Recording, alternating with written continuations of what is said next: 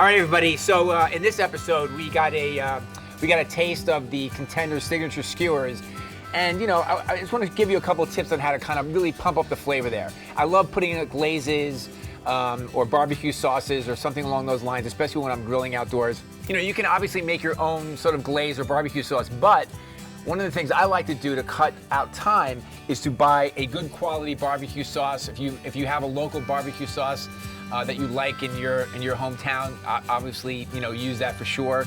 Barbecue sauce can be made with lots of different things. I'm talking about like the classic red tomato-based barbecue sauce that you'll see a lot in stores.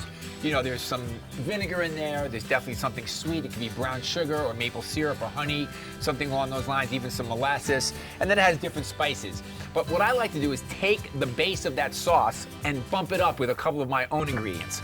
So the barbecue sauce that you're gonna get in your jar is already gonna be cooked, but I like to just bring it up to a simmer while I'm adding these other ingredients. Let's just say 3 ingredients, just a handful of ingredients, because we don't want to embellish it too much. We just want to give it your own special touch.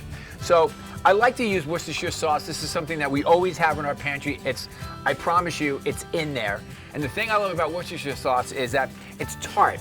It has a tamarind flavor. It actually has anchovies in it. A lot of people don't know that, but it gives it that sort of umami flavor that I just love. So just a couple of dashes of Worcestershire sauce, and then we're also going to take some chipotle puree.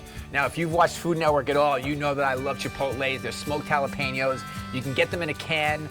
They're usually in something called an adobo sauce, which is like a tomatoey vinegary sauce. So in this case, it almost looks like the same color of the barbecue sauce, but you're gonna get a smoky and fiery flavor to it. It's not too hot, but it's really gonna pump up the flavor in a really nice smoky way.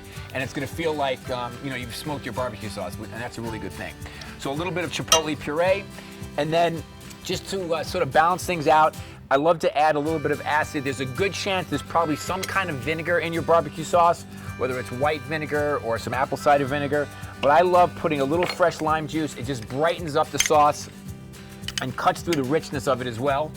And I just take like maybe half of a lime, put it in there, whisk this all up, let it come to a simmer, and let it cook for like, I don't know, 10 to 15 minutes.